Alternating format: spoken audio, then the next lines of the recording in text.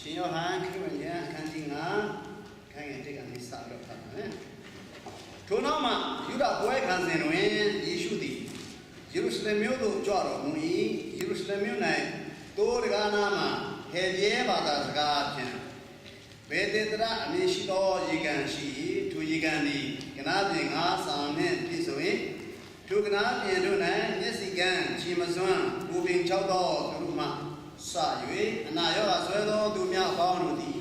ရေလှုပ်ရှားခြင်းကိုမျှော်လင့်၍နေကြ၏အကြောင်းမူကားအချိန်တန်လျင်ကောင်းကင်တမန်သည်ရေကန်သို့ဆင်းသက်၍ရေကိုလှုပ်ရှားတတ်၏ထိုသို့ရေလှုပ်ရှားသည်နောက်ရှေးဥစွာဝင်သောသူသည်မိမိ၌ဆွဲသမျှသောအနာရောဂါနှင့်ကျင်းလွတ်ခြင်းသို့ရောက်တတ်၏ထိုအခါ38နှစ်ပတ်လုံးယောဂဆွဲသောလူတစ်ယောက်သည်ရေကန်နားမှရှိ၏ထိုသူသည်တုံးလုံးနေသည်ကိုယေရှုမြင်တော်မူ၍ကြာလာပြီဟုသိတော်မူလျင်သင်သည်ကြားမှခြင်းသို့ရောက်လူတော်ဟုမေးတော်မူ၏နာသောသူကလည်းသခင်ရေလှုပ်ရှားသောအခါရေကန်ထဲသို့အကျွန်ုပ်ကိုတွင်းထားမိသူမရှိပါအကျွန်ုပ်သွားစဉ်တွင်အခြားသောသူသည်အကျွန်ုပ်ရှိမှဝင်တတ်ပါသည်ဟုလျှောက်၏ယေရှုကလည်းထလော့ကိုယ်အိယာကိုဆောင်၍လမ်းသွားလော့ဟုမိန့်တော်မူ၏ခဏချင်းတွင်သူသည်ပဂရိအဖြစ်သို့ရောက်၍မိမိအိယာကိုဆောင်လက်လမ်းသွား၏ထိုနည်းသည်ဥပုပ်နှင့်ဖြစ်ထိုကြောင့်ယူဒလူတို့ကဥပုပ်နှင့်ဖြစ်အိယာကိုမဆောင်အားဟုယောဂကင်းသောသူအားဆိုကြ၏သူကလည်းအကျွန်ုပ်ကိုကြားမှာစေသောသူကကိုယ်အိယာကိုဆောင်၍လမ်းသွားလော့ဟုဆိုသည်ဟုပြန်ပြော၏ယူဒလူတို့ကလည်းကိုယ်အိယာကိုဆောင်၍လမ်းသွားလောဟုသင်အားဆိုတော့သူကအဘယ်သူနည်းဟုမြဲမြန်းကြ၏သူကအဘယ်သူဖြစ်သည်ကိုယောဂကင်းတော်သူသည်မသိအကြောင်းမူကားထိုရ၌စုဝေးလေရှိသည်ဖြစ်၍ယေရှုသည်မထင်မရှားထွက်ကြွတော်မူ၏ဖတ်တော်တဲ့ကျမ်းကိုရှင်ပြကောင်းကြီးပေးပါစေအာမင်ဒီကနေ့ကျွန်တော်တို့ဖတ်တော်တဲ့ကျမ်းကိုကျွန်တော်ကြည့်တဲ့အခါမှာဆိုလို့ရှိရင်ဘေသေတရခေါ်တဲ့တိုးတဲ့ကားသားမှာရှိတဲ့ရေကန်အကြောင်းကျွန်တော်တွေ့ရတယ်။အဲဒီကျမ်းစာကိုစဖတ်တဲ့အခါမှာထိုနောက်မှာဆိုတဲ့စကားလုံးစအစအဆုံးထိုနောက်မှာဆိုတာကအလုံးကိစ္စတစ်ခုခုပြီးသွားပြီးတဲ့နောက်ဆိုတာကိုပြောချင်တယ်။အဲတခင်ခရစ်တော်ကအလုံးကိစ္စတစ်ခုခုပြီးသွားပြီးတဲ့နောက်ဂျေရုဆလင်မြို့ဝင်လာခြင်းဖြစ်တယ်။အော်တော့ဘာဖြစ်သွားတယ်လဲဆိုရင်ကာနာမြို့မှာဒီမင်္ဂလာဆောင်ပွဲမှာရေကိုစပြည့်ရဲ့ဖန်ဆင်းလို့ရနောက်အဲ့ဒီကာနာမြို့ကိုပြန်ရောက်ပြီးတဲ့နောက်ဒီယောဂဆွဲတဲ့ရာရှိတပါးရဲ့အင်းတူတယောက်ကိုပြောစေဖို့ဆိုပြီးတော့ကန္နင်းခံတဲ့နေရာပေါ့လေကာနာမြို့ကနေပြီးတော့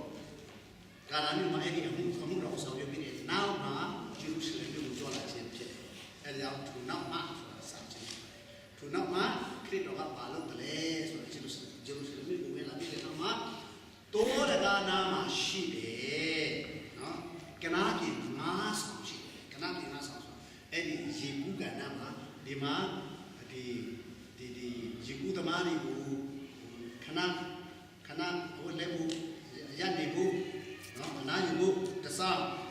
လုံးဆောင်ငါးဆောင်ရှိအဲ့ဒါပေတေတရာလို့ဟေဘရုလိုခေါ်တယ်အဲ့ဒီရေကူးကသူရောက်လာပါတယ်အဲ့ဒီသူရောက်တဲ့နေ့ဟာဥပုပ်တော်နေ့ဒီကနေ့လိုမျိုးဒီကနေ့လိုနေမျိုးဖြစ်တယ်ရောက်လာတဲ့အခါကျဘာတွေ့ရလဲဆိုရှင်အဲ့ဒီရေကန်နာမှာလူနာပေါင်းများစွာမျက်စိကန်းချီမစွမ်းကိုပင်ကိုချယောဂမျိုးစုယောဂမျိုးစုခံစားတဲ့လူနာတွေအားလုံးအထက်မှာ38နှစ်ပတ်လုံးယောဂဝေဒနာဆွဲခြင်းခံရတဲ့ယောဂဝေဒနာနစ်စခြင်းခံရတဲ့လူတယောက်တွားချင်းအဲ့ဒါချင်းခရစ်တော်ဘုရားဟာဥပုပ်တော်နေ့မှာ Jerusalem win la mi do big man do ma twa be le lu na a nya ji shi de ne ya ko a yin twa la ba jaw ne why bo do ni so I get do de ni ni Sunday so yinကျွန်တော်တို့အသင်းတော်သွားပြီးတော့ဘုရားရှိခိုးမှန်တယ်တခင်ယေရှုကတော့အသင်းတော်မသွားဘဲနဲ့ယေကုကံမှာလူနာတွေရှိတဲ့နေရာကိုအရင်သွားတယ်သွားတဲ့အခါမှာတော့လူနာတွေအများကြီးအထက်မှာတယောက်တော့38နှစ်ပတ်လုံးဝိဒနာခံစားနေရတဲ့လူနာကိုချင်းကန်အလိုအားဆုံးတော့သူဖြစ်တာကိုသူသိတယ်သူကချင်းသင်ကြမ်းမှချင်းသူရောက်လို့တော့မင်းညာဟုတ်38နှစ်ပတ်စဉ်းစားကြည့်ပါအချိန်ကာလကိုလည်းတွက်ကြည့်ခရစ်တော်စပြီးတော့အမှုတော်ဆောင်တာ33နှစ်အရွယ်ရောက်တဲ့အချိန်ကြာမှပဲသူကအမှုတော်ဆောင်တယ်နော်ခရစ်တော်ရဲ့ဒါမှမဟုတ်ယောဂဆွဲတယ်က38နှစ်ပြည့်နေပြီ38နှစ်ရှိအဲ့ဒီအိုင်နာမှာပဲတူနေတယ်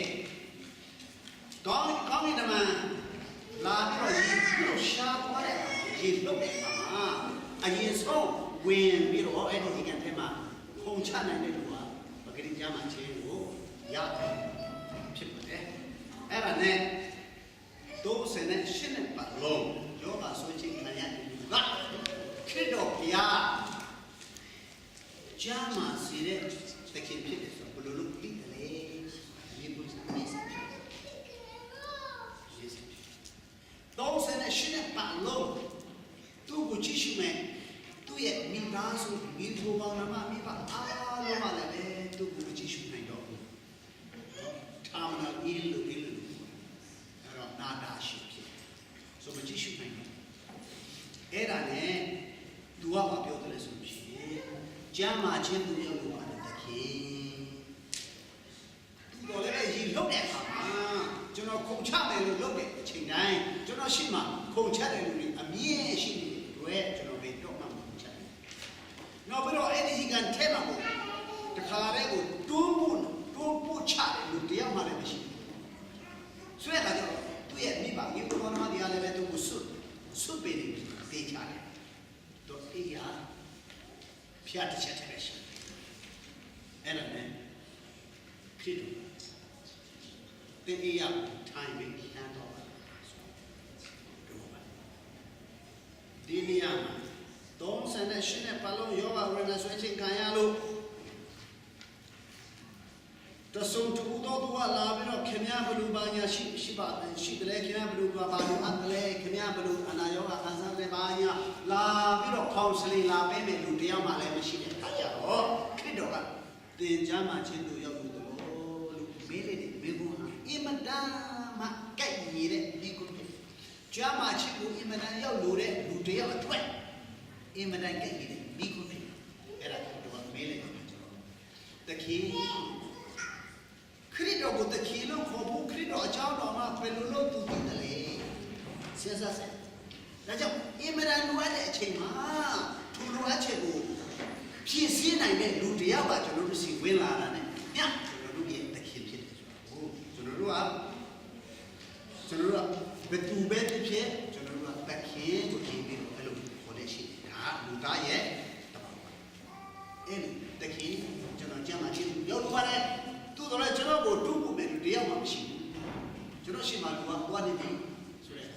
ခရစ်တော်ကတေးရကိုထိုင်တန်းအမေပဲလေအဲ့ဒီ38နှစ်ပါလို့နာယဝဆိုဒီကလူကသူ့အရာကိုထမ်းပြီးတော့တန်းတော့ခင်ဗျာကျွန်တော်သူလူနာဖြစ်ခဲ့တော့ဘယ်ကိုသွားကြအေးရကိုလှမ်းထမ်းပြီးတော့ကျွန်တော်လှမ်းတော့ပဲနေအောင်ကျွန်တော်တို့ကိုယ်ယူပြန်ပါလေကိုမိမရှိတဲ့ဆိုကိုမိမရှိတော့မှာပဲကိုမိမရှိတဲ့ဆိုကိုမိမရှိတော့မှာပဲအဲ့ဒါတေးချင်ဒါပေမဲ့ယောဂပြုတ်ပြင်းခြင်းခံရတဲ့လူကဘေကူသွားတယ်အေးရကိုထမ်းပြီးတော့ဘိတ်မှန်တယ်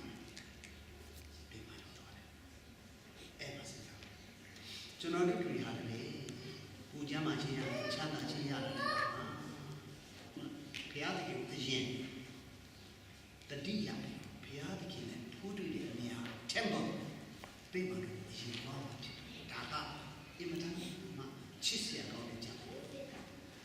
Ero anayoga kibyochi kan byobyin kan ne ba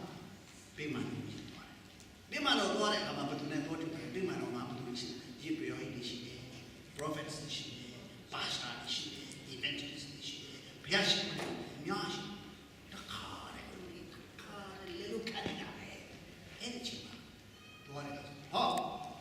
harashi ni champion se le tu yo ho digriya oboneဘာကြောင့်အေးရောက်ချမ်းနေမင်းလာတော့တယ်ဘာကြောင့်ဒါကျွန်တော်ရဲ့ထုံးနှံစင်လာနဲ့မကဲဘူး the law of the Jews and tradition နဲ့မကဲဘူးယူဒာလူတွေရဲ့ကျင့်ထုံးလည်းမဟုတ်ဘူးဒါကြောင့်မင်းပုံနေကိုမင်းစော်ကားတယ်ဆိုတော့သူ့ကိုတိုင်ခတ်ရလူဖြစ်သွားတယ်မင်းကိုကြောက်ခဲတဲ့ပြစ်တာနဲ့လူဖြစ်ပြီးမင်းပုံနေကိုတခါလေးကိုစော်ကားပြီးပြောချင်တယ်ငါတော့မသိဘူးလူတယောက်ကမအေးရကိုထမ်း၍ငါတော့လို့အမိပေးတဲ့တိုင်းငါလည်းပဲငါအေးရကိုထမ်းပြီးတော့သွားနေတာပဲပြောလိုက်ဘာတူလဲမသိဘူးအေးအချိန်ဒီအချိန်မှာခရစ်တော်ကထမ်ပါဘယ်မှာရောက်ယောဂပြောပြတဲ့လူနဲ့တွားတွေ့တယ်တာ၍ဆိုးတဲ့ဘေးမရောက်လေအောင်မင်းအပြစ်မလုပ်နဲ့တော့ဆိုပြီးတော့ဒုစရိုက်ကိုရှောင်လို့ဆိုပြီးပြောတာ၍ဆိုးတော့ဘေးမကတ်မရောက်ရအောင်ဒုစရိုက်ကိုရှောင်လို့ဆိုပြီးတော့ပြောတယ်ဆိုတဲ့အခါကျတော့ခရစ်တော်ဟာအင်မတန်မှလူအားတဲ့လူတယောက်ကိုဂျာမာချင်းအခွင့်ပေးပြီးတဲ့နောက်မှာပဲပြီးမှတော့မှာပါတယ်ဂျာမာချင်းအခွင့်ကိုရပြီးတဲ့လူနာတယောက်ကဂျာမာသားနဲ့ချက်ချင်းပြီးမှတော့သွားတယ်ပြီးမှတော့မှာယောဂပြုတ်နေတဲ့လူနဲ့ယောဂကိုပြုတ်ပြင်းစေတဲ့တခင်သွားတူးကြတယ်ဟာဂျာမာဟုတ်ပြီငါ့ကိုယောဂပေးကြော့စေတဲ့လူဟာဒီလူပဲဆိုပြီးတော့ယောဂကိုပြင်ချင်းခံတဲ့လူကခေတ္တကိုဘုရားဒီလေယူကြတယ်မှာတော့တူစနေချစ်တော်ဒီနေ့ကျွန်တော်တို့ရဲ့တက်တာမှာကျွန်တော်တို့ဒီလိုပဂတိရမှာချင်းအခွင့်ပေးပိုင်တဲ့တကယ်ဟာခရစ်တော်ဖြစ်တယ်ကျွန်တော်ကိုယ်တိုင်ကသူ့ကိုတိတိဖြစ်စေမတိတိဖြစ်စေခရစ်တော်ကကျွန်တော်တို့ကိုတိတယ်ဘလို့အနာရောဂါရှိတယ်ကျွန်တော်တို့တိတယ်ဘလို့အပြစ်မျိုးတို့မှာကျူးလို့နေဆိုတိတယ်လုံးဝဖွင့်လို့မရဘူးကျွန်တော်တို့ထင်ဝဲထားတဲ့နေရာကိုမရှိဘူးဆာလန်ဆရာကြီးပြောလို့ကိုဆာလန်ဆရာကြီးတရား32မြောက်ဆာလန်မှာပါပြီးချင်းဆိုထားတယ်ကျွန်တော်တို့ဝိညာဉ်တော်မရှိတဲ့နေရာမရှိဘူးကျွန်တော်တို့ကောင်းကင်နိုင်ငံတက်ပြီးတော့ကောင်းကင်မှာသွားပို့မယ်ဆိုတော့ဒါဝိညာဉ်ရှိတယ်။ဟောပြင်လေအောင်မှာသွားပို့မယ်ဆိုပြန်တော့လည်းပဲဝိညာဉ်ရှိတယ်။တရားကျင့်ဝိညာဉ်မလို့ဘူး။ဒီနေ့တော့မယ်ကျွန်တော်တို့ဟာဒီကနေ့ဝေဒနာမျိုးနဲ့တက်ရှင်ကြတယ်။ထိုဝေဒနာထဲမှာအင်မတန်မှလူအပ်တဲ့မိမိကိုမကယ်နိုင်တော့တဲ့ဝေဒနာမျိုးရှိတယ်ဆိုလို့ရှိရင်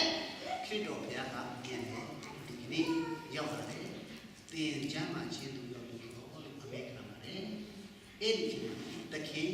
ကျွန်တော်ချမ်းသာခြင်းသူရောက်လို့ပါတယ်ဆိုတာကျွန်တော်တို့ပြန်ပြောနေပြီဆိုရင်တော့ဒီချမ်းသာခြင်းကိုရပြီးတော့ကျေးဇူးတော်ချီးမွမ်းခြင်းတက်ရှင်နဲ့